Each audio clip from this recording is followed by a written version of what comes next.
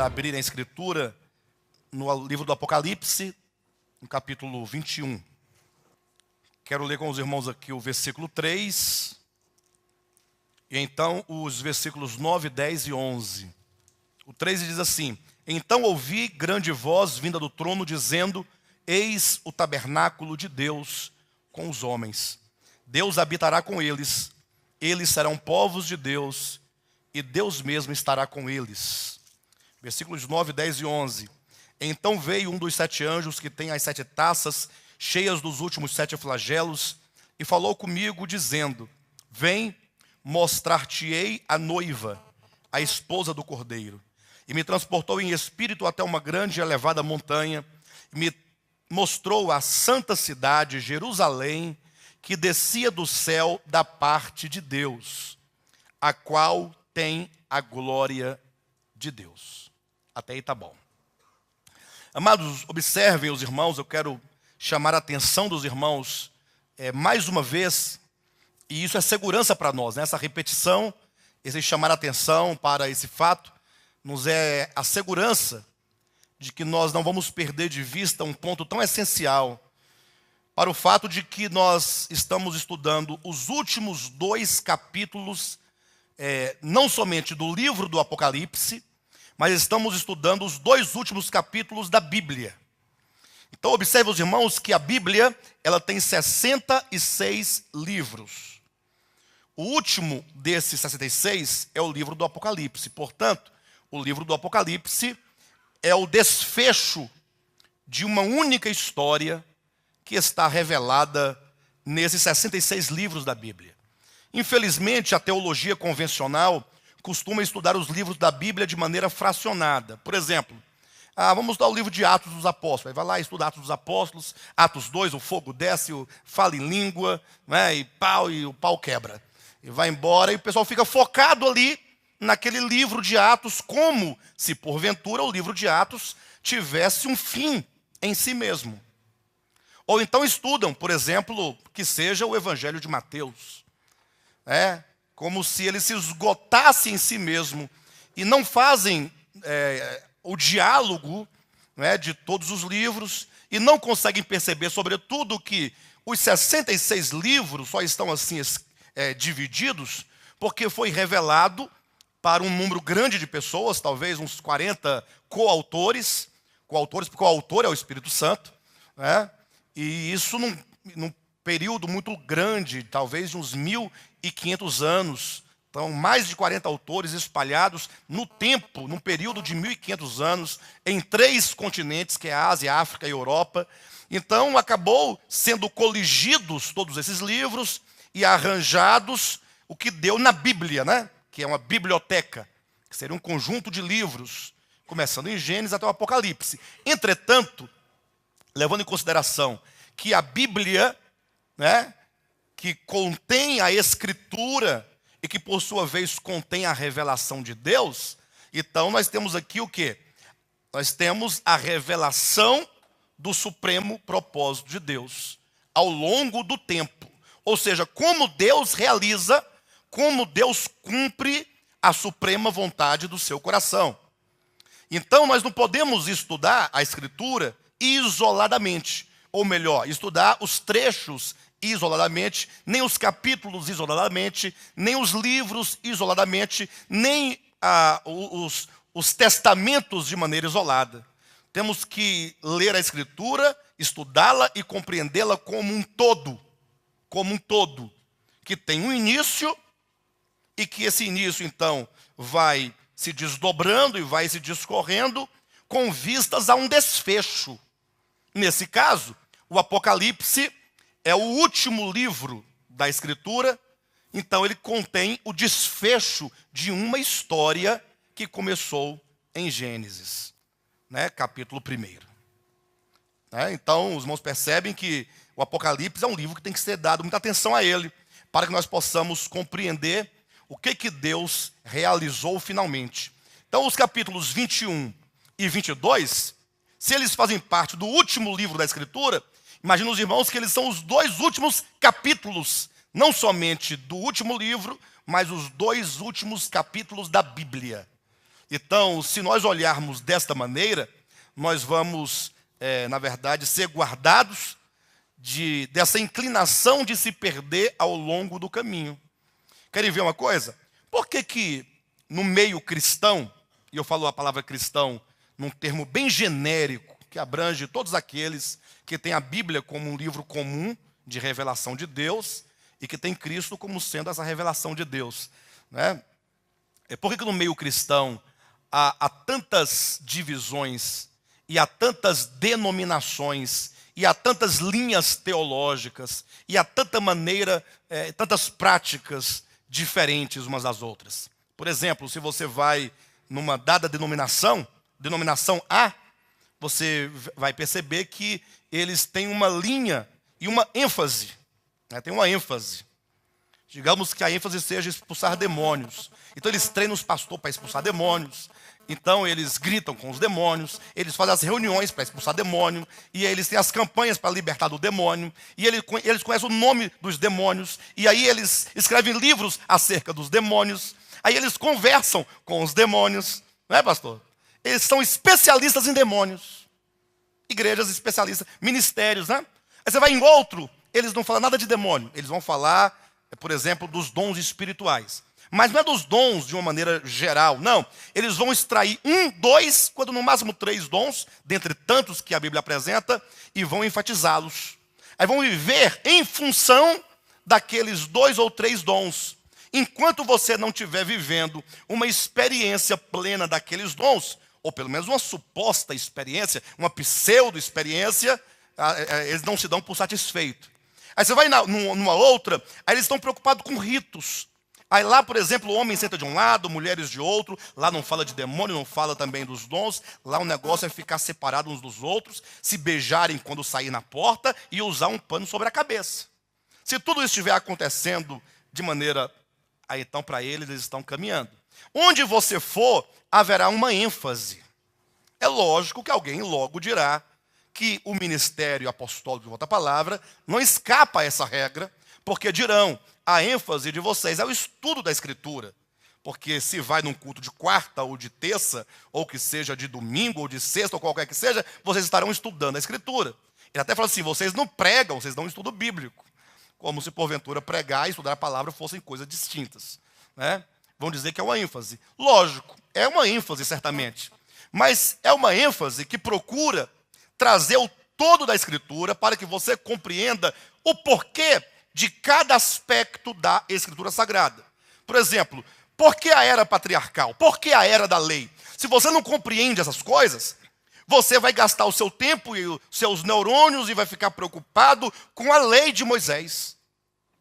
Quantas pessoas não vivem discutindo acerca da lei porque não compreendem o período da lei? Ora, se compreendessem, não ficariam preocupados com aquilo que passou e que não tem mais nenhum sentido e nenhum valor e nenhum vigor para a era neotestamentária, uma vez que em Hebreus capítulo 8, versículo 13, diz que a lei tornou-se obsoleta, completamente ultrapassada, que a lei foi tirada de contexto. O próprio Deus tirou a lei de contexto. Na era da graça só existe Jesus, não existe a lei.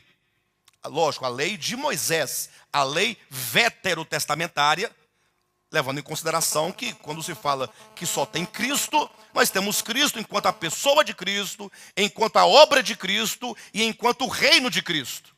Quando você fala da pessoa de Cristo, você vai se referir a quem é Cristo, que pessoa é essa, que ser é este.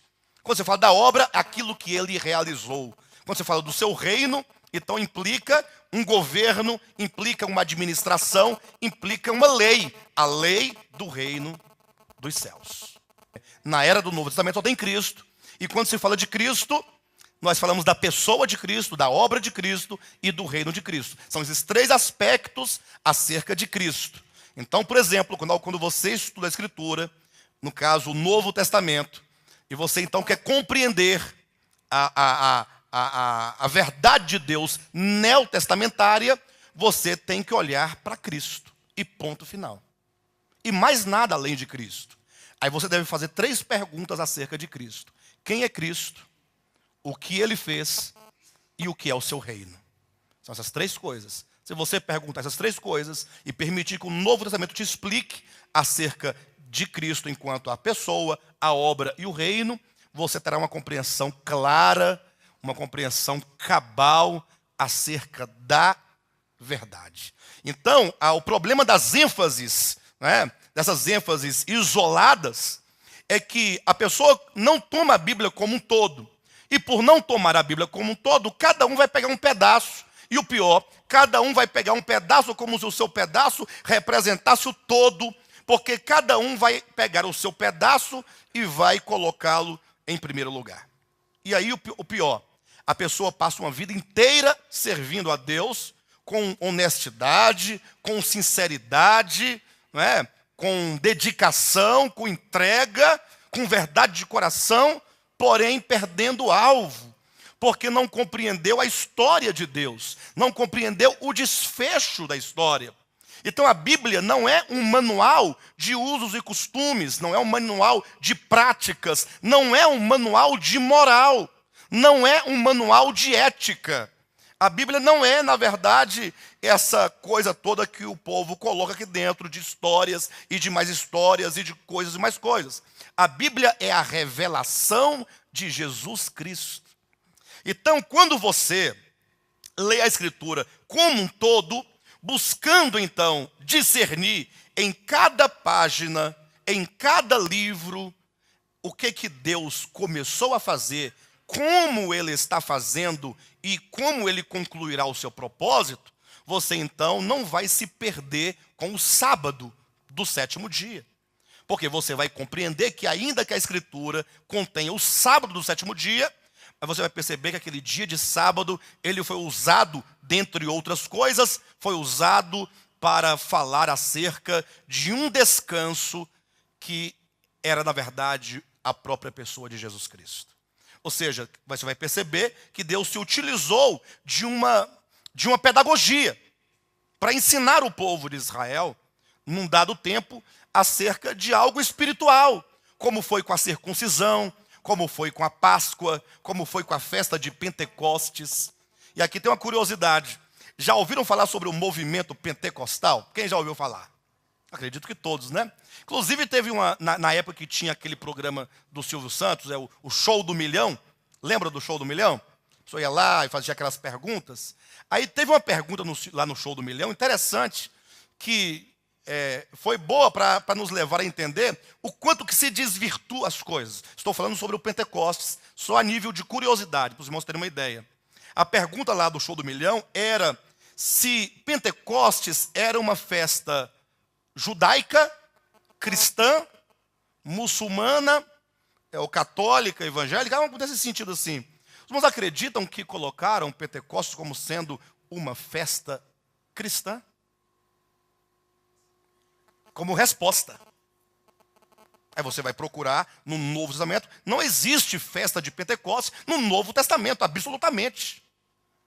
Pastor, como é que não existe? Está lá, pastor, em Atos capítulo 2. Ao cumprir-se o dia de Pentecostes, estavam todos reunidos. Atos já é Novo Testamento. Mateus, Marcos, Lucas, João, Atos. Atos 2 está lá a festa de Pentecostes. Mas aí é onde você tem que entender, meus irmãos, que a Bíblia, sobretudo no seu aspecto histórico, ela acontece dentro de uma história, ou não é? Dentro de uma história. Aí Cristo não veio para o seu povo de Israel, ele não foi morto em Jerusalém, e aí então não ficaram ali alguns discípulos dele, que creram na sua morte e na sua ressurreição, que viviam onde? Viviam em Jerusalém, era onde eles moravam. E o judaísmo, portanto, enquanto um elemento do Antigo Testamento, da Antiga Aliança, ele continua existindo historicamente. Então, é lógico, os feriados nacionais, aqui nós temos, por exemplo, o dia 12 de outubro, é o dia de quê? Dia das crianças. Não é um feriado nacional? Você, tendo criança ou não, concordando ou não, você vive historicamente no meio social em que se tem um feriado nacional. Ué. Tal dia eu vou à sua casa. Quando? Não, eu vou no dia das crianças. Aí tem o dia dos namorados, tem o dia das mães, dia dos pais, tem o dia dos mortos. Não é isso? Então imagine que a igreja de Cristo, vivendo em Jerusalém, vivia dentro de um contexto sociocultural em que incluía vários feriados. E não somente havia os feriados, mas havia o judaísmo muito forte, o templo em Jerusalém, e as festas continuavam acontecendo normalmente, independentemente de haver ou não a igreja. Então, quando Lucas, ali escreve o livro de Atos dos Apóstolos, ele situa historicamente em que ocasião ocorreu o derramamento do Espírito Santo. Foi quando que se derramou o Espírito Santo sobre a igreja? No dia de Pentecostes. Mas não foi apenas no dia de Pentecostes. Olha o critério de Lucas. Ele disse, ao cumprir-se o dia de Pentecostes. Ele vai usar a palavra, aquele verbo, plerou, que é aquele mesmo verbo que está em Mateus 5,17, que fala, não penseis que vim destruir a lei, eu vim cumprir, eu vim trazer, tomar a lei da sua substância rudimentar e elevá-la à plenitude em mim. Nesse caso, quando Lucas coloca, ao cumprir-se o dia de Pentecostes, ele está dizendo, a festa de Pentecostes, que era uma das 7 festas de Israel, que está lá em Levítico capítulo 23, que é uma festa tipicamente judaica da antiga aliança, ela também, à semelhança da Páscoa, à semelhança das primícias, alcançou o seu cumprimento na pessoa de Cristo. Ao cumprir-se o dia de Pentecostes, o Pentecostes alcançou o cumprimento em realidade na pessoa e obra de Cristo em Atos capítulo 2. Aí a pergunta é, nós estamos falando de ênfase, de enfatizar uma coisa em detrimento do todo. Aí eu perguntava aos irmãos, já ouviram falar do movimento pentecostal, não já? Certamente, talvez muitos de nós aqui já até viemos de lá. Agora a pergunta é, e este é o desafio que eu faço para vocês, para que os irmãos comprovem como que às vezes nós nos perdemos e perdemos o objetivo de Deus por dar uma ênfase a algo isolado e separado do todo da Escritura. Quando você chegar a um pentecostal, qualquer que seja ele, pega até os manuais de teologia, não que quem escreveu os manuais de teologia não saibam, mas pergunte também para os mestres de teologia que escreveram seus livros, que escreveram suas teologias sistemáticas, enfim. Pergunte o que é o Pentecostes. Eles vão sempre relacionar o Pentecostes ao derramamento do Espírito Santo. Enquanto eles deveriam, antes de falar do derramamento do Espírito Santo, deveriam voltar a Levítico 23, para pegar ali o que era a festa de Pentecostes para os hebreus. Porque todos os anos, para os hebreus, havia a festa de Pentecostes. Porque eles tinham um calendário. Eles tinham um calendário. A primeira festa era a Páscoa, a primeira festa do ano, Páscoa. Lembra lá em Êxodo capítulo 12, quando Deus estabelece a primeira festa para o povo de Israel? Ele diz, amanhã, ou melhor, no dia 14 de Nisan, será a Páscoa. Este dia da Páscoa será para vocês o primeiro dia do ano. Será o primeiro ano. Então Deus estabelece um calendário hebreu em detrimento a outros calendários. Então o ano 1, ou que seja o ano 0 do povo de Israel, é marcado pelo dia da Páscoa. Tanto é que a Páscoa acontecia no dia 14 de Nisan, mas para vocês, este não é o dia 14 de Nisan, que seria o dia 14 do mês 4 do mês de abril. Este dia, 14 de abril, 14 do mês 4, será para vocês o primeiro. Então Deus demarca o começo de um ano espiritual. O povo de Israel teria o seu ano, seu calendário, marcado a partir da Páscoa. Porque depois da Páscoa, vinha a festa dos pães asmos, emendava. E então vinha as primícias. Páscoa, pães asmos, primícias. E aí depois, Pentecostes. O Pentecostes era a 4ª festa. Então, como é que eu posso compreender o cumprimento de Pentecostes em Atos 2, se eu não conheço a figura? O mesmo acontece com a Páscoa, por exemplo. Hoje em dia, muito se fala de Páscoa, tal dia vai ser a Páscoa, aí tem o coelho da Páscoa e o ovo da Páscoa. E o que a Páscoa do ovo e do coelho tem a ver com a Páscoa dos hebreus? Então os irmãos percebem que o povo, eles vão sendo levado e conduzido pelo que vão dizendo, mas não tem um critério. Fala assim, bem, para eu dizer que sou pentecostal, eu tenho que dizer que a nossa igreja nasceu em Atos 2. Então eu tenho que minimamente conhecer Atos 2. Mas não, ligaram Pentecostes com dom de línguas. Aí criou isso que os irmãos conhecem como o movimento pentecostal. Que a despeito de toda a sinceridade do coração daqueles que vivem esse movimento, de toda a verdade que eles têm, porque eles acreditam, eles não são desonestos. Não é, pastor? O senhor não era pentecostal? Eu também já fui. O senhor era desonesto? Não, pelo contrário. Você estava servindo a Deus de todo o seu coração. Faltava-lhe entendimento, entretanto. Não é? Não, igual a mim, igual a todos nós aqui, igual Saulo. Muito bem.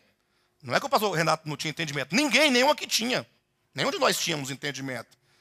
Mas, eu estou falando assim, erra o alvo. A pessoa passa a vida inteirinha no fogo. É o fogo do Espírito, xarabaia. É o fogo. Aí dá com fogo da xarabaia. Aí vem a profecia. Aí vive isso. Essa emoção. Esse cair no Espírito, colar no Espírito, rolar no Espírito, babar no Espírito, tudo no Espírito. E no final, dá o quê? Nada. Os irmãos entendem, irmãos?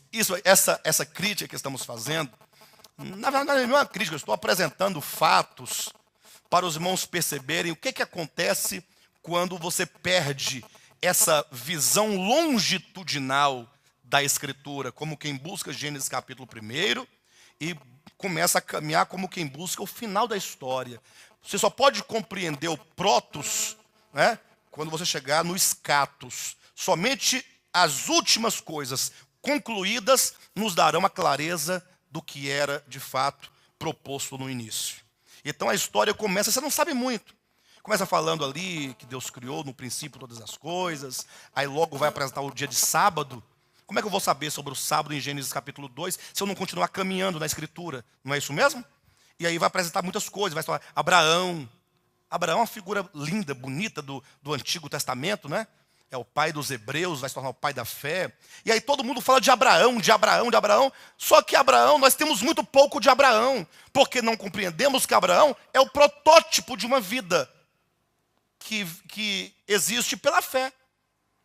Aí depois você fica tão envolvido com Abraão, discutindo as genealogias de Abraão, discutindo se Abraão é pai de 3 povos, de fato, de verdade, porque há 3 povos que reivindicam a paternidade de Abraão. Aí se perde com tantas coisas. E aí você perde o quê? Você perde o objetivo. Você perde a razão da Escritura. Então, quando eu disse aqui no começo, que o capítulo 21 e 22 são não somente os últimos 2 capítulos do Apocalipse, mas que são os 2 últimos capítulos da Bíblia, eu quero dizer para os irmãos que nós estamos, então, entrando no suprassumo de toda a revelação de Deus. No suprassumo. Ou seja, nós estamos tocando naquilo que há de mais essencial em toda a Escritura. Por quê? Porque os 2 últimos capítulos, que acontecerão depois do milênio, ou seja, com o fim da última dispensação, nós teremos novos céus e nova terra. E, portanto, a revelação que desse novo céus, nova terra, com seus elementos, que são 2, que são as nações e a Nova Jerusalém, é a consumação desse supremo propósito de Deus. Bem, só para que ninguém fique na dúvida, todas essas coisas que nós citamos aqui, mesmo o Pentecostes, seja um dom de língua, seja o sábado, seja o que for, que estão ao longo da Escritura, tudo isso tem a sua importância. Perfeito? Nada disso é sem importância. Entretanto, nada dessas coisas tem importância em si mesma. Você não pode pegar o objeto e achar que ele tem importância em si mesmo. Talvez essa tenha sido a grande dificuldade dos hebreus em relação à mensagem de Cristo. Porque lembra quando Cristo estava lá, por exemplo, no Monte da Transfiguração, e aí Moisés e Elias apareceram ali e conversavam com Cristo acerca da sua morte, e de repente, a Bíblia diz que Pedro, olhando aquilo, ele ficou extasiado, e pensa numa alegria que entrou no coração de Pedro, porque ele viu ali as 3 figuras para ele mais importantes, que é a lei, na pessoa de Moisés, Elias, representante dos profetas, e Jesus. Lembram que a Bíblia vai falar que haveria de vir João Batista no espírito de Elias. Lembra dessa história? Do espírito de Elias? Isso é para demonstrar, isso é uma demonstração de que Elias, ele era o representante na cultura judaica, ele era o representante de todos os profetas. Então, queria falar do ministério profético, falava-se de Elias. Então, diz que João Batista, ele viria no espírito de Elias, ele viria nesse ministério profético, nesse fervor desse ministério profético. Então, Moisés representa a lei, Elias representa os profetas. O que é o Antigo Testamento, se não a lei e os profetas? Então, agora eles tinham a lei, Moisés, os profetas, Elias e Jesus. Aí Pedro falou assim, é tudo o que eu mais quero. Tem coisa melhor? De você poder viver uma vida cristã com Jesus, não descartar Moisés e não descartar os profetas? Aí quando Pedro viu aquela cena, ele se empolgou, falou, bom é estarmos aqui. Até porque lá embaixo o bicho estava pegando, né? Tinha um endemoniado lá embaixo, e o demônio não saía, ninguém dava conta. E eles estão lá em cima do monte com Jesus daqui, ó, glorificado, aquele rosto igual ao sol, Moisés e Elias. Eu vou descer lá para baixo para mexer com o demônio? Bom é estarmos aqui. Bom é estarmos aqui. Jesus, olha, se tu quiseres, faremos nós aqui 3 tendas, uma para ti, outra para Moisés e outra para Elias. E é isso exatamente o que faz, o que querem, na verdade, aqueles que não têm uma compreensão geral da Escritura. E aí, foi nesse momento, diz a Bíblia, falava Pedro ainda. Ora, se falava Pedro ainda quando a voz do céu disse, então a voz do céu interrompeu a voz de Pedro. Falava ele ainda quando a voz falou. Sabe quando alguém entra na sua frente, você, opa, deixa eu falar, calma, nem acabei de falar ainda. Você não tem educação, não? Foi isso exatamente que aconteceu. Falava Pedro ainda quando o Pai do céu disse, Pedro, para.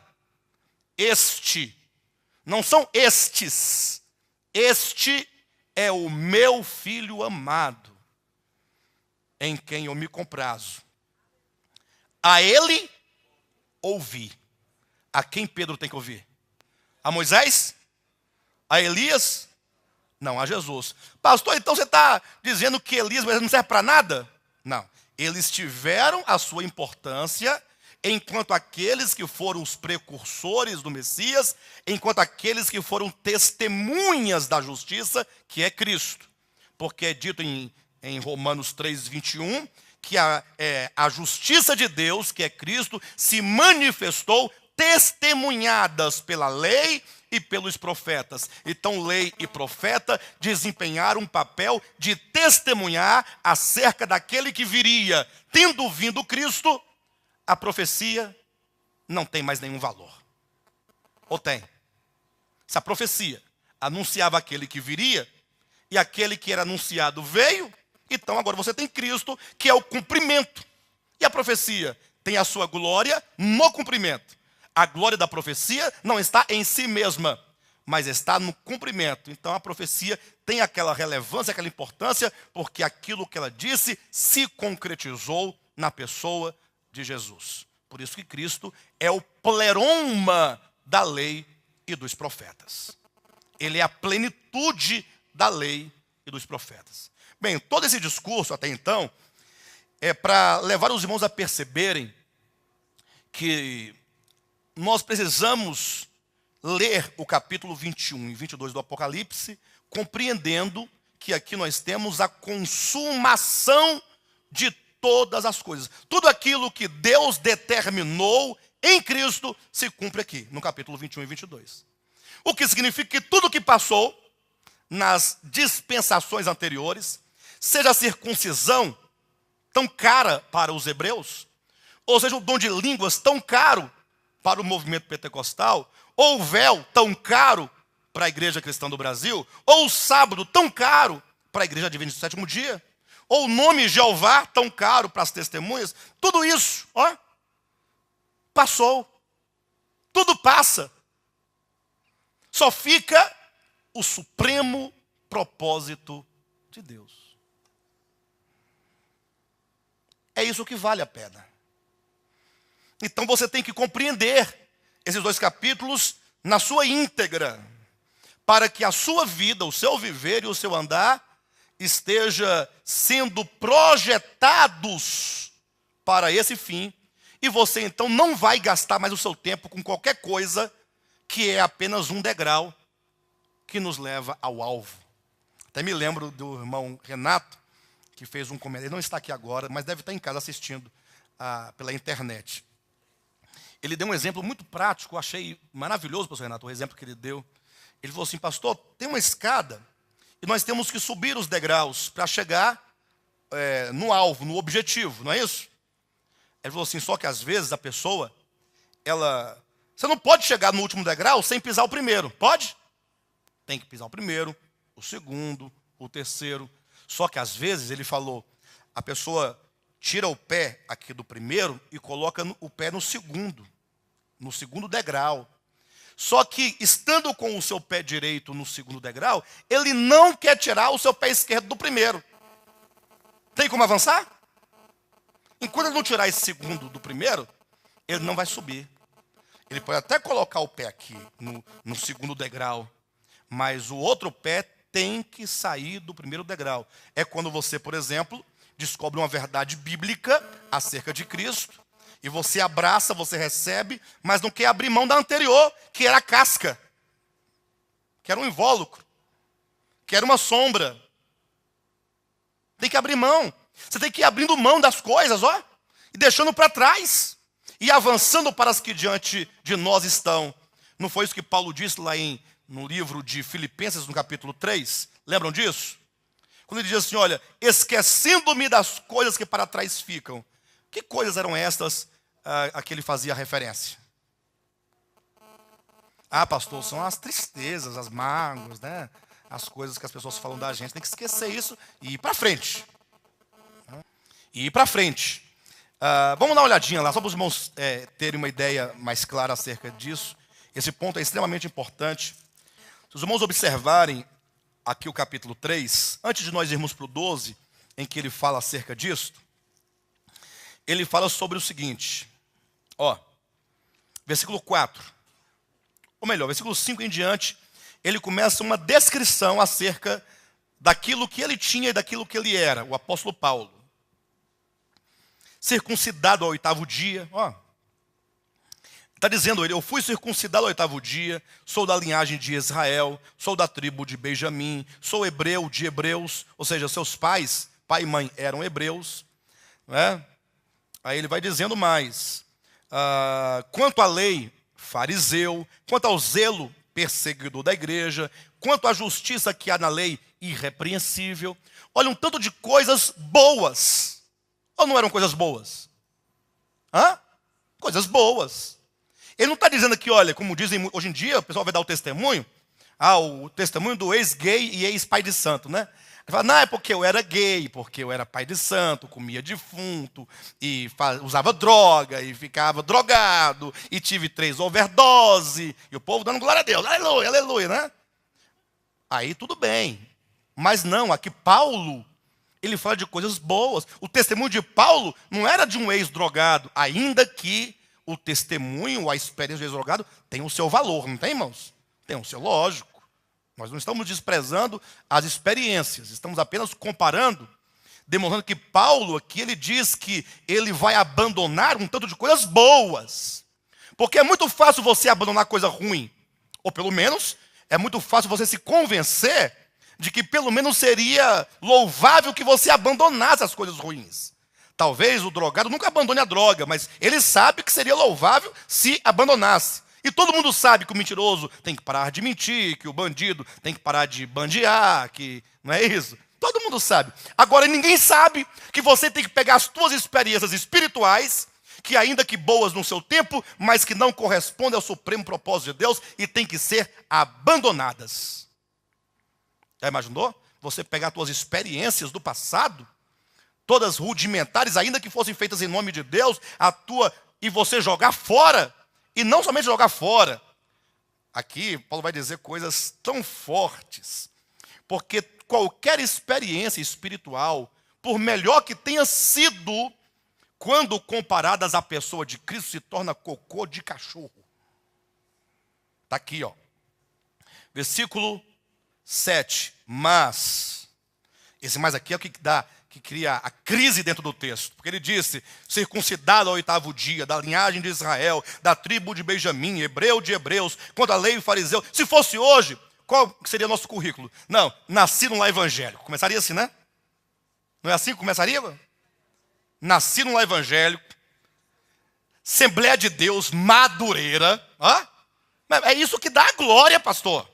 Batizado nas águas quando eu tinha 12 anos de idade, batizado no Espírito Santo. Aí vai citando, aí vai engrandecendo, aí vai aquele currículo todo. Eu estou dizendo assim, que Saulo tinha uma experiência, nós temos experiências, perfeito? Agora, tratando-se das experiências de Saulo, ele diz, mas o que para mim era lucro. Ou seja, ele considerava que todas essas coisas aqui, versículos 5, 6 e 7, era uma coisa muito boa. Todo judeu gostaria de ter esse currículo de Paulo. Não somente ser hebreu de hebreus, mas ser da linhagem de Benjamim. Porque os hebreus todos eram hebreus. Teoricamente, todos eram circuncidados. Teoricamente, todos eram hebreu de hebreus. Mas quantos eram da tribo de Benjamim, que é o filho do amor de Jacó? Que é o filho mais moço. É o caçula da mulher que ele amava. Não é filho de Lia, não, é de Raquel, José e Benjamim. Então, Saulo fala, rapaz, além de tudo que eu tenho, ainda sou da tribo do amor. Ó, muito forte, não? Só que o que para mim era lucro, considerei perda. E aí ele começa a estabelecer a diferença entre uma coisa e outra que ele quer fazê-lo. Outrora tudo isso era lucro, só que agora ele entende aquelas coisas como perda. Ele fala assim, então eu abro mão disso. Eu vou perder isto. Só que se parasse por aqui, ficaria como muitos que, ao ouvirem a verdade, até que também deixam algumas coisas do passado. Só que fica a vida toda dizendo, mas era tão bom. Ainda fica aquele sentimento, sabe aquele coração, do tempo da bleia. Não é, você está rindo de quê? Ele é assim ou é você que é assim? A mulher que tu me deste. Lembrei de Gênesis 3. Não, mas é verdade, aquele saudosismo dos hinos, da harpa, dos eventos, dos congressos. Era tão bom. É porque você apenas trocou uma coisa pela outra. Paulo vai adiante, ele diz, versículo 7, o que para mim era lucro seria como perda. No 8 diz, sim, considero tudo como perda por causa da sublimidade do conhecimento de Cristo Jesus, meu Senhor, por amor do qual perdi todas as coisas. Então ele perdeu para ganhar a Cristo. Só que ele continua dizendo, e considero estas coisas boas, circuncisão, ser hebreu de hebreus, a tribo de Benjamim, ser fariseu, irrepreensível quanto à lei, e as considero como esterco. Essa é a palavra correta que deveria estar aí na sua Bíblia. E as considero como refúgio. Porque a palavra refúgio aqui para nós, salvo engano, por exemplo, quando você tem uma lavoura, aí você colhe aquele milho, você colhe o milho, aí não tem aquelas espigas boas, bonitas, aí no final fica o refúgio, fica aquela espiga fraca, aquela espiga mirrada, que você fala, não, isso aqui não tem nem como separar, você joga fora, dá para os bichos. Não tem essa ideia de ter aquele alimento que você colheu, que é mirrado, seria o refúgio, a sobra. Só que a palavra grega usada por Paulo aqui e as consideram como esterco. É como esterco de cocô de cachorro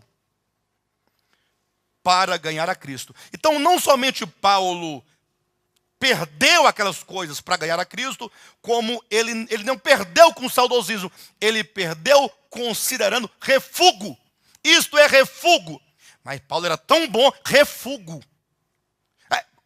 Cocô de cachorro. Não é a lei, tá, irmãos?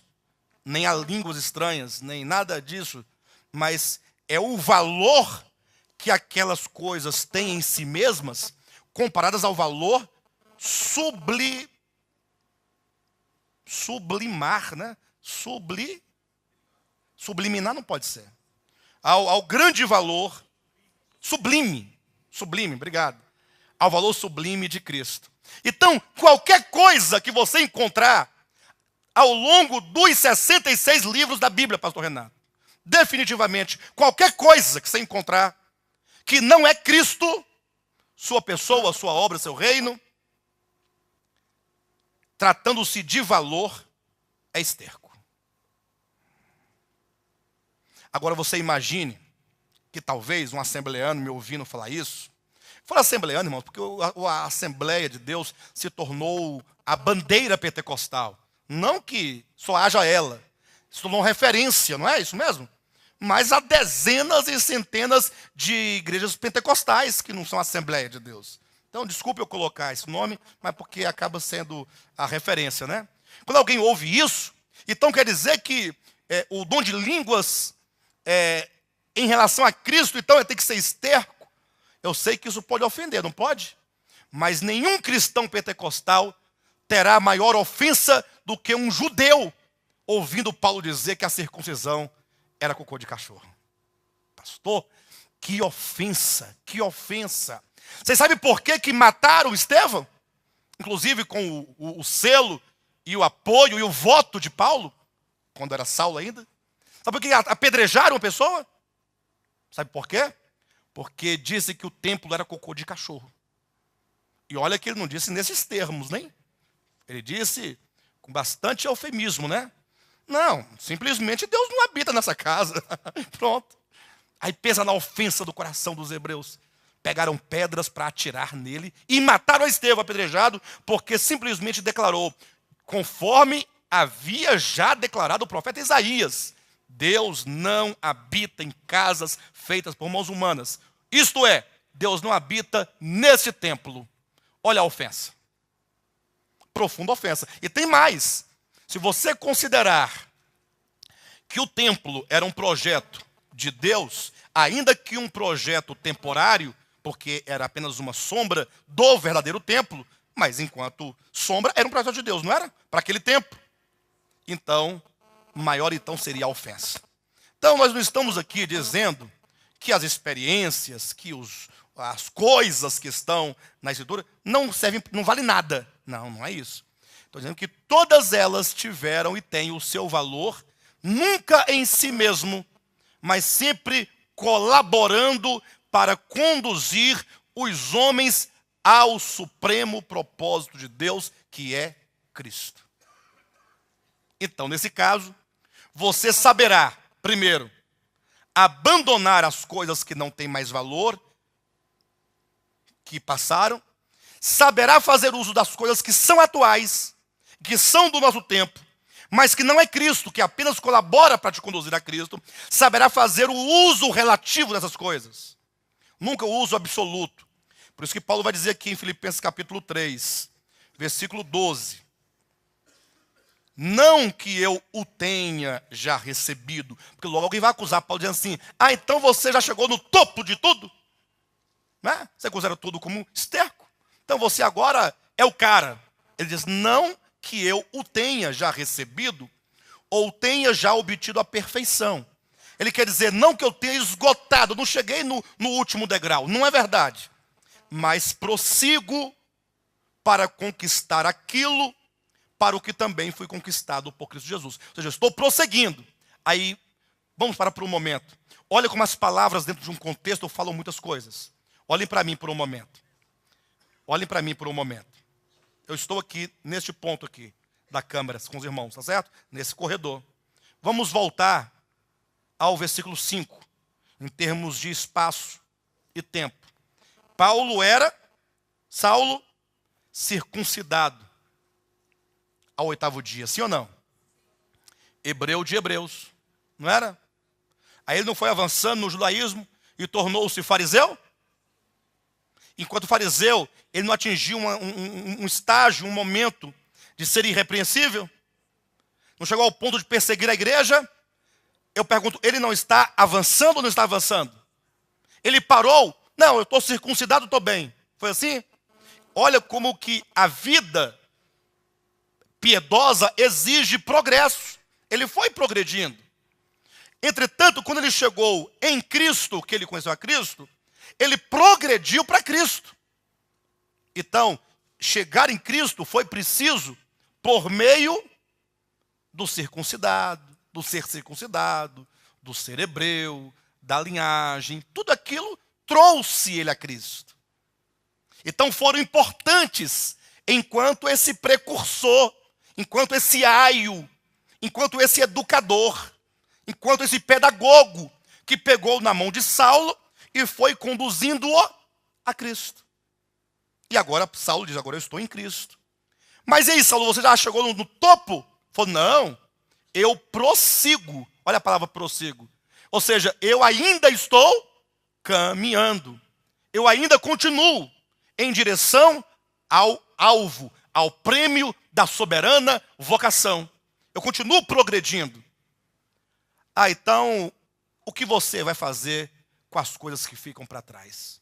Você vai amarrar tudinho e sair puxando aquela tralha com você? Ele diz, no 13, irmãos, quanto a mim não julgo havê-lo alcançado. Mas uma coisa eu faço. Uma coisa eu faço. E aqui está o segredo de você compreender o todo da Escritura. E ao compreender o todo, sabendo que ela toda te levará a Cristo, ao seu supremo propósito. E você nessa perspectiva avançar sempre. Quanto a mim, não julgo havê-lo alcançado, mas uma coisa faço. 2 pontos. E aqui está o segredo do apóstolo Paulo. E aqui está o segredo de qualquer pessoa que serve a Deus e que de fato quer alcançar o objetivo da fé. Esquecendo-me das coisas que para trás ficam. Então você tem que esquecer. Que coisas são essas que Paulo esqueceu? Ou esquecia? Que coisas? Ele se refere a todas aquelas coisas que outrora eram lucro. Então ele esquece. Essas coisas não têm mais valor para mim. Tiveram seu valor no passado. Talvez foram arrimos que me sustentaram, mas agora eu tenho que esquecê-las. Esquecendo-me das coisas que para trás ficam e avançando para as que ante de mim estão. Coisas passam, coisas ainda vêm. Coisas ainda vêm. Coisas ficam, coisas vêm. Só que as coisas que vêm também vão passar. Quando ele diz, no 14, prossigo para o alvo. Então, ele só para de crescer quando chegar no alvo. Para o prêmio da soberana vocação de Deus em Cristo Jesus. Então, veja que ele está dizendo aqui em termos de perfeição. Versículo 12, não que eu já tenha obtido a perfeição. Então, a busca nossa é a perfeição. A perfeição não é a nossa perfeição. É você alcançar tudo aquilo que Deus tem preparado para nós. Porque então nós estamos muito distantes, nós estamos muito... Não, nós estamos caminhando nessa perspectiva de alcançar a plenitude de Deus. Quando nós chegarmos nele, teremos alcançado essa perfeição. Não é uma perfeição em si mesmo. Esse é o grande problema das religiões. Inclusive, a gente discute muito a questão das nações, a salvação das nações e tal, e aí eventualmente a gente acaba perdendo alguns marcos da verdade, porque ainda que haja sim uma restauração da humanidade, mas essa restauração não é sem Cristo, jamais. Todo e qualquer pessoa que relativizar conscientemente a pessoa de Cristo, esse não alcançará a salvação em Deus. Porque ninguém vem ao Pai a não ser por mim. A salvação está no Filho, embora pertença a Deus, mas Deus a depositou no Filho, porque tudo vai convergir para o Filho, Porque tudo foi feito no Filho, para o Filho, por meio do Filho. E é lógico que aqueles que vieram no passado e que não creram em Cristo, no Cristo histórico, não significa que não tenham crido no Cristo de Deus, no Cristo cósmico, no Cristo, no Logos eterno. Melhor expressão. Enfim, por todos os efeitos, aqui fala desse prosseguir. O versículo 15, 16, encerra dizendo assim: todos, pois, que somos perfeitos, tenhamos esse sentimento. Versículo 12, não que eu tenha já recebido ou obtido já a perfeição. 15, todos nós que somos perfeitos. Não parece um paradoxo? Paulo disse no 12 que não tinha alcançado a perfeição. Agora diz, nós que somos perfeitos, você é perfeito ou você não alcançou a perfeição ainda? É porque ele diz, não alcancei a perfeição, porque a vida piedosa, não estou usando o termo vida cristã, porque antes da cristã havia vida com Deus, enquanto fariseu, enquanto circuncidado, no judaísmo, ou não havia? Então essa caminhada em direção à perfeição não foi alcançada ainda por Paulo, e nem por nós. Estamos em direção ao alvo. Entretanto, ele diz no 15, todos que somos perfeitos. Ele quer dizer, todos nós que já avançamos do judaísmo para Cristo. Isso é um estágio de perfeição, porque você saiu das sombras e figuras e está agora na realidade, ainda que não a tenha experimentado na sua plenitude. Mas o fato de você ter deixado o templo, as festas, as cerimônias, as oblações e os ritos e os batismos e tudo mais, para encontrar tudo aquilo em plenitude na pessoa de Cristo, isso já é você ter avançado para a perfeição, porque Cristo é a perfeição, enquanto pleroma de todas as coisas anunciadas no Antigo Testamento. Todos, pois, que somos perfeitos, ou seja, todos que já atingimos essa compreensão e essa maturidade, porque ainda tem muita gente presa ao judaísmo, tem muita gente presa à lei de Moisés, não tem? Então eles ainda estão, tadinhos, eles estão até criticando a gente. Porque vocês fazem isso, porque vocês não estão nem aí para o sábado, não estão nem aí para as comidas, nem bebidas, eles estão vivendo como um tanto de desregrado, eles acusam de sem lei. Mas Paulo diz, todos os que somos perfeitos, tenhamos este sentimento. Este qual? O sentimento de avançar sempre. E se porventura pensais do outro modo, pastor, eu não concordo. Deus vos esclarecerá. Entenderam? Deus. Né? E agora, o que eu vou fazer? 16. Todavia, andemos de acordo com o que já alcançamos. Perfeito? Então é isso. Eu falei até agora, apenas para os irmãos perceberem o valor do capítulo 21 e 22 do Apocalipse. Eu penso que depois de falar tudo isso, esses capítulos ganham uma dimensão muito grande. Ou não ganha? Porque você sabe que toda a Escritura caminha nesta direção. E este é o alvo de Deus. O capítulo 21 e o 22 são o alvo de Deus. É o fim, é a consumação. Entenderam, queridos? Bem, então, pastor, como é que nós podemos olhar o capítulo 21 e o capítulo 22 de maneira prática, né? Ou no sentido, de maneira a contemplar com precisão os aspectos mais importantes. Então você tem que colocar aqui três coisas. Três coisas estão claramente reveladas aqui neste capítulo. O primeiro é o novo céu e a nova terra. O novo céu e a nova terra como um ambiente sideral, como cosmo novo, no qual ocorrerá a nossa experiência na eternidade. Porque assim como Gênesis capítulo 1 começa com e criou Deus os céus e a terra, só que esses céus e terra não caíram? Não sofreram a queda? Ou não? Povo? Então agora esses céus e terra precisam de ser o quê? Restaurados, finalmente. Então nada pode acontecer, Deus não pode cumprir o seu propósito sem que sejam restaurados primeiramente o ambiente sideral, o cosmo no qual tudo começou. Porque a queda afetou também este cosmo. Então Deus, ele recria, ele cria novo céu e nova terra. Não é que Deus vai criar um novo planeta. Não, para de bobagem. Porque o planeta em si não tem nada demais.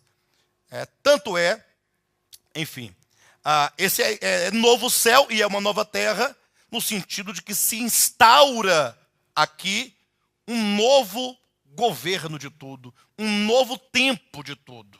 Ou seja, tudo que entrou no mundo de negativo, que trouxe o pecado e a morte, então foi banido.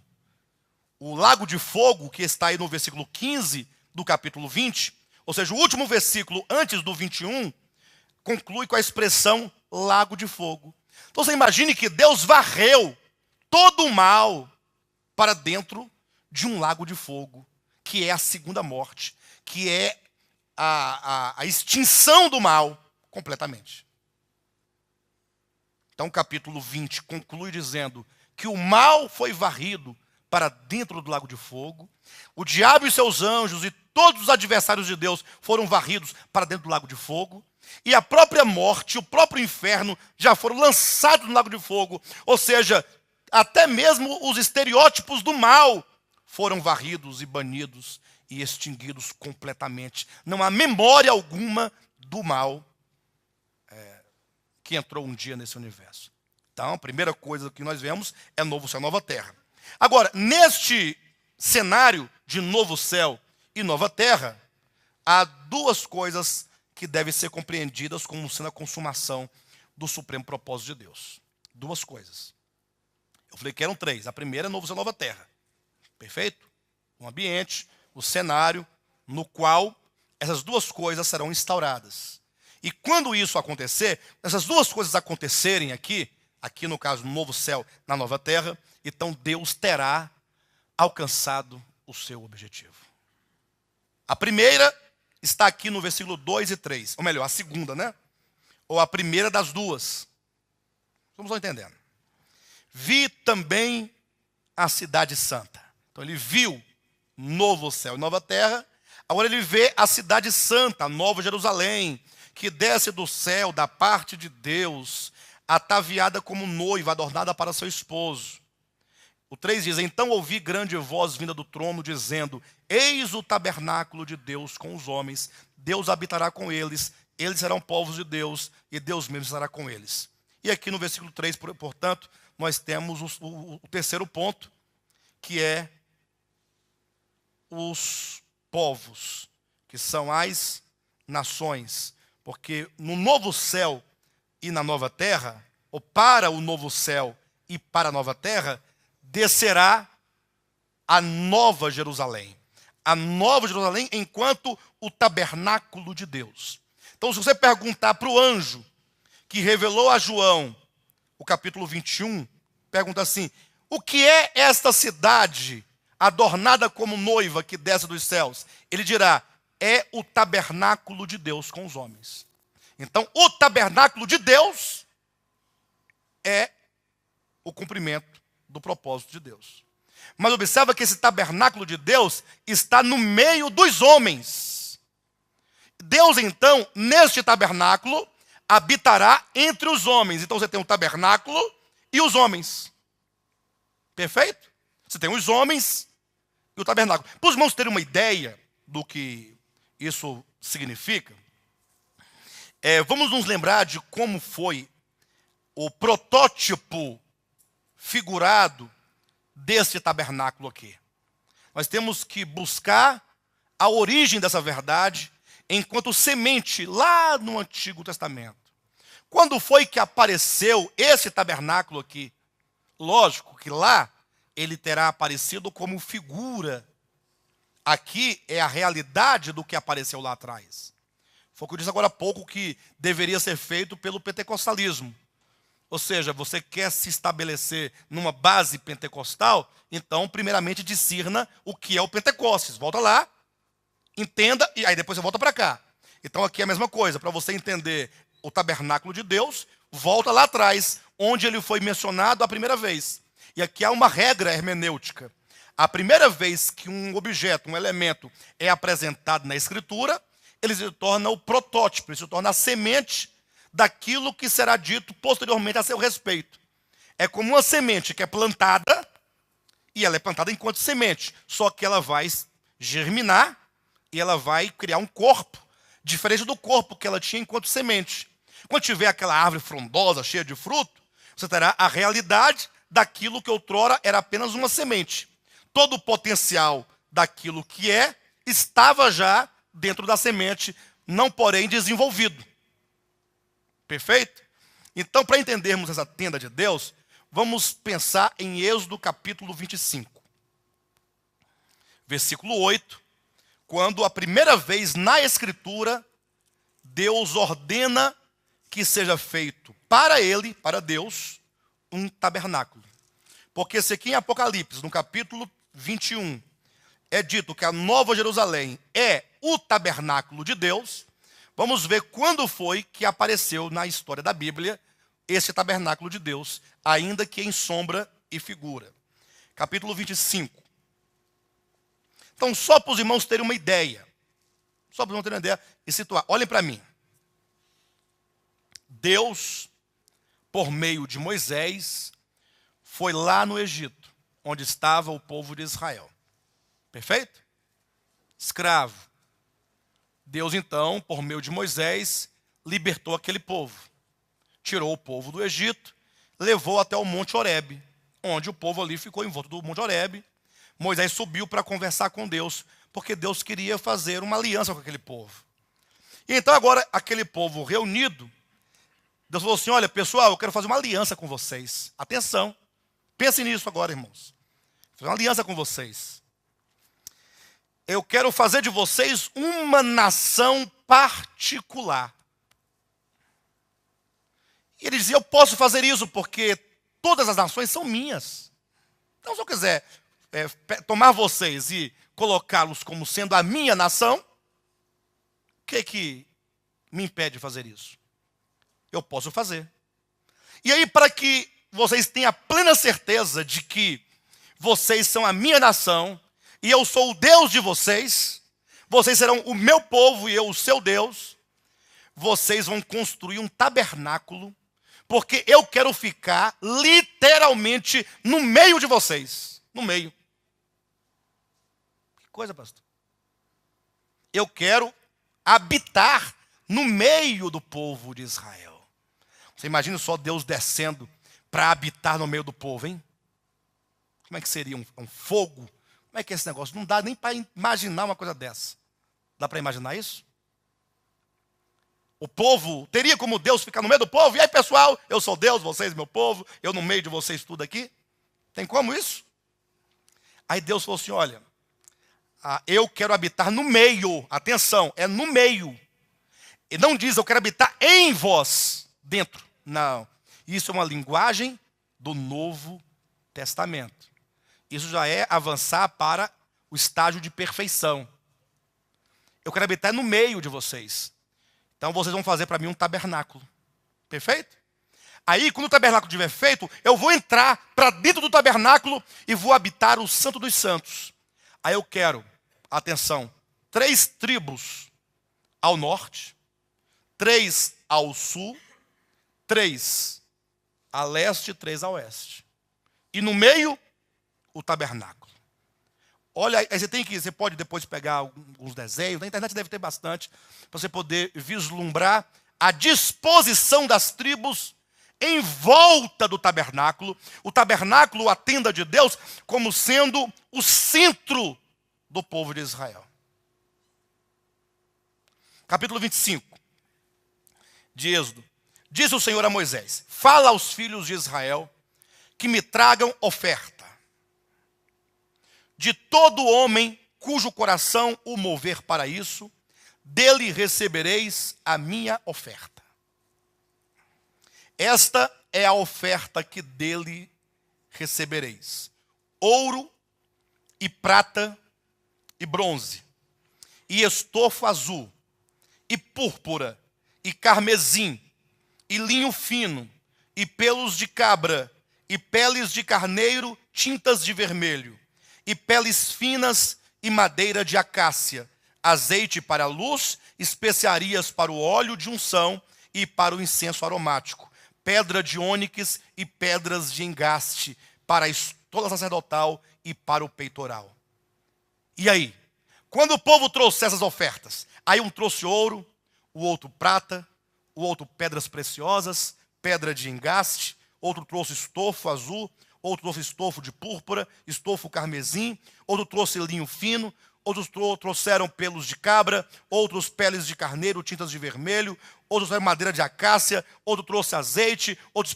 Todas aquelas ofertas já trazidas. O que fazer com estes materiais? Versículo 8. E me farão um santuário com essas coisas, para que eu possa habitar no meio deles, no meio desses homens que ofertaram isso. Então Deus queria prover para si uma tenda, para ele estar dentro daquela tenda. O povo levou essas ofertas, Moisés pegou essas ofertas todas e construiu o tabernáculo. Agora veja em Êxodo 40. Veja em Êxodo 40. Versículo 16. E tudo fez Moisés segundo o Senhor lhe havia ordenado. Assim o fez. No primeiro mês do segundo ano, no primeiro dia do mês, se levantou o tabernáculo. Moisés levantou o tabernáculo e pôs as suas bases e armou as suas tábuas. Está montando, né? Porque ele edificou tudo, agora tem que montar a tenda, né? E armou as suas tábuas e meteu nele as suas vergas e levantou as suas colunas, estendeu a tenda sobre o tabernáculo e pôs a coberta de tenda por cima, segundo o Senhor ordenara a Moisés. Tomou o testemunho, aqui no caso são as tábuas da lei, tá, irmãos? E o pôs na arca e meteu os varais na arca e pôs o propiciatório em cima da arca. Introduziu a arca do tabernáculo e pendurou o véu do reposteiro, e com ele cobriu a arca do testemunho, segundo o Senhor ordenara a Moisés. Pôs também a mesa na tenda da congregação. Irmãos, é lindo, não é? Essa leitura, os irmãos acham bonito, não? Aí vem um indivíduo. Olha para mim, tem que olhar. Vem um indivíduo e lê. Aí se empolga. Aí fala, eu vou construir também um lá no Brás. Coitado. É isso que eu digo, um indivíduo desse, por mais que lá no fundo tenha alguma sinceridade, tenha alguma verdade, isso ninguém pode julgar. Ninguém, absolutamente. Mas, minimamente, esse indivíduo parou em Êxodo. Porque ele está empolgado com aquilo que é material, aqui é material. Mas Deus não mandou? Mandou, só que hoje nós já temos o Apocalipse. Depois de Êxodo, temos Número, temos Deuteronômio, Josué, Juízes, Rute, Samuel, Crônicas, Reis, Esté, e lá vai, e vamos avançando para o que é perfeito. Mateus, Marcos, Lucas, João, Atos, Romanos, vem as cartas, aí 1 João, 2 João, 3 João, Judas. Apocalipse 1, 2, 3, 4, 5, 6, 10, 20, 21. Lá vem o tabernáculo de Deus descendo. Não viu isso? Não viu isso? Viu. Ué, por que está fazendo então o rudimento daquilo que é perfeito? Se viu e está fazendo o rudimento daquilo que é perfeito, quando a Escritura nos ordena prosseguir e esquecer das coisas que para trás ficam, se sabe disso e continua, é porque sabe também que os homens são massa de manobra e que os homens se empolgam com pouca coisa. Ah, o povo quando chega lá, chega a se arrepia, ó. Quando vê, é um monumento aquilo, é um monumento. Eu nunca ouvi pessoalmente, mas pela televisão, quando você vê as pessoas andando, parece formiguinha de tão enorme que aquele trem lá. Aí o povo fica arrepiado. Aí o povo tem arrependimentos. Só que tudo isso é falso. Falso não no sentido de mentiroso, quero dizer que não é um sentimento genuíno, verdadeiro. Por quê? Porque acontece na superfície de emoções. A pessoa fica emocionada. Como alguém vai lá no túmulo de Cristo, lá em Jerusalém. Aí quando ele entra, ele chora no túmulo de Cristo. É uma pedra. Mas Jesus esteve aqui, e o que que tem? Hoje ele está dentro de mim? Está glorificado? Está entronizado, exaltado? O valor ali não é histórico. O valor ali está entronizado, que é o valor da redenção. Mas os homens gostam dessas coisas. E é daí que se faz lá em Jerusalém um meio de ganhar dinheiro. O túmulo de Cristo é um meio de ganhar dinheiro. Você tem que pagar para entrar. Lógico, é. Você vai atravessar o mar da Galileia num barco que Jesus andou sem pagar. Hã? Aí a pessoa entra no barco que Jesus andou e vai atravessando o mar. No meio do mar ele fica pensando naquele dia, quando Jesus veio andando nas águas. Aí ele fica imaginando.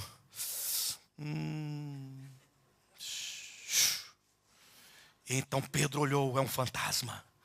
Irmão, tudo isso entra na alma da pessoa, ela vai se envolvendo. Daqui a pouco está transbordando. Aí diz, é o Espírito Santo? Não é. Não é. Pastor, você não pode dizer que não é. Você não pode dizer que não é. Posso dizer sim. Porque essas experiências, elas acontecem na proporção do seu sentimentalismo. Pessoas mais patéticas choram e caem e rolam. Pessoas mais sensatas mais observam. Quase não sente nada. É só você observar como é que acontecem os movimentos. Tem um chorando, se escabelando. E tem outro que também está junto, só que está ali dançando devagarzinho. E tem outro que está olhando ali, ó, observando. Porque cada um tem um nível de emoção diferenciado. Por isso que é o nível de emoção que determina o tipo de manifestação você terá.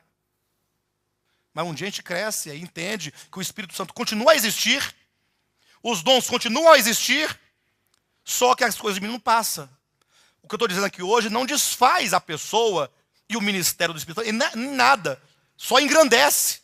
Porque você agora passa a ter um critério maior em saber que o Espírito Santo age no meio da igreja, por meio dos seus membros, mediante os muitos dons, porém, sem essas coisas que apenas atrapalham, porque enganam os sentidos. Bem, então, uma decisão linda aqui do tabernáculo. Aí veja só, então, Êxodo 40, versículo 34. Não, vamos ler o 31 ao 33. Nela, Moisés, Arão e seus filhos lavavam as mãos e os pés, no caso na bacia, né? Quando entravam na arca da congregação, na tenda da congregação, e quando se chegavam ao altar, segundo o Senhor ordenara a Moisés, levantou também o átrio ao redor do tabernáculo e do altar, e pendurou o reposteiro da porta do átrio. Assim, Moisés acabou a obra. Então, o santuário estava todo erguido. Não estava? 34. Então. Está vendo a palavra ganha um então. Porque no capítulo 25:8, Deus disse, e me farão um santuário para que eu possa habitar no meio dos homens. Moisés fez o tabernáculo. Então. Então esse então tem que ser lido pensando no 25:8 e no desenvolvimento do trabalho de lá para cá. Porque do 25 ao 40 são quantos capítulos? 15 capítulos. De trabalho, o templo está construído, está erguido. Então a nuvem cobriu a tenda da congregação. A nuvem, que nuvem é essa, irmãos? A nuvem. Não é uma nuvem. Então, a nuvem cobriu. Que nuvem é essa? Era aquela nuvem que, desde a saída do povo de Israel do Egito, acompanhava o povo. Onde o povo ia, a nuvem ia. Lembra disso? Que de dia era uma nuvem, à noite uma coluna de fogo, que seguia o povo por onde eles iam. Minto, não seguia a coluna, né? Não seguia o povo. O povo é quem seguia a nuvem, era o povo que seguia a coluna. Então, a coluna andava, o povo andava. A coluna parava, ela parava. Então, a nuvem que estava sobre o povo cobriu a tenda da congregação e a glória do Senhor encheu o templo. A glória invadiu o templo e encheu o Santo dos Santos. Agora, estava lá o povo de Israel, né? O povo de Israel, com a tenda no meio, Deus dentro da tenda e o povo de Israel em volta da tenda. Versículo 35. Moisés não podia entrar na tenda da congregação, porque a nuvem permanecia sobre ela e a glória do Senhor enchia o tabernáculo. Quando a nuvem se levantava de sobre o tabernáculo, os filhos de Israel caminhavam avante em todas as suas jornadas. Se a nuvem, porém, não se levantava, não caminhavam, até o dia em que ela se levantava. De dia, a nuvem do Senhor repousava sobre o tabernáculo, e de noite havia fogo nela, à vista de toda a casa de Israel, em todas as suas jornadas. Aqui está o protótipo. Se vocês quiserem entender Apocalipse 21, tem que vislumbrar Êxodo 40, ou do 25 ao 40. Você observar que o povo de Israel, os homens ali representados pela nação de Israel, habitava ali naquele arraial, e Deus habitava no meio deles, dentro da tenda. Então nós temos a tenda e nós temos o povo em volta da tenda. Quando diz aqui, olha o versículo 38, ou melhor, desculpe-me, versículo 35, e lá no finalzinho, e a glória do Senhor enchia o tabernáculo, lembra disso? Agora volta para Apocalipse capítulo 21. Aqui, ou melhor, lá em Êxodo 40, a glória do Senhor enchia a tenda, ou o tabernáculo. Apocalipse capítulo 21, versículo 11, falando sobre o tabernáculo de Deus que desce do céu à terra, a qual tem a glória de Deus. O tabernáculo tem a glória de Deus. Perfeito? Eu quero que os irmãos entendam que aquilo que está lá em Êxodo 40 era apenas uma semente, em sombras e figuras, do verdadeiro tabernáculo que se manifestará no novo céu e na nova terra, e esse tabernáculo descerá dos céus. Amém, queridos? Este tabernáculo descerá dos céus. Então os irmãos podem perceber dois tabernáculos. O primeiro, feito pelo povo de Israel, que apontava para o verdadeiro, que descerá do céu por ocasião do novo céu e da nova terra. Enquanto muitos estão almejando o tabernáculo da terra, quando vão lá no Brás, por exemplo, nós estamos caminhando em direção a esse tabernáculo que descerá dos céus. Perfeito? Bem, eu quero concluir essa noite apontando aqui duas coisas para os irmãos poderem ir para casa pensando sobre isso, para nós desenvolvermos isso na semana que vem. O novo céu, a nova terra, imaginem isso. A nova Jerusalém, que é o tabernáculo de Deus, descendo. O tabernáculo de Deus, a tenda de Deus. Ou seja, Deus habitará entre os homens. Em Êxodo 40, Deus habitava entre o povo de Israel. Agora Ele quer habitar entre os homens, que serão as nações sobre a terra. Nações a leste, a oeste, a norte e a sul. E Deus no meio. Mas Deus numa tenda, que é a nova Jerusalém. Então nós vamos entender o que é essa tenda, o que é este tabernáculo de Deus, à luz da revelação progressiva de Deus nas Escrituras. E o segundo ponto são essas nações em volta da nova Jerusalém. E aí então estaremos na eternidade. Tá bom, pessoal? Ficou bom então? Os irmãos conseguem olhar para o capítulo 21 então e perceber isso?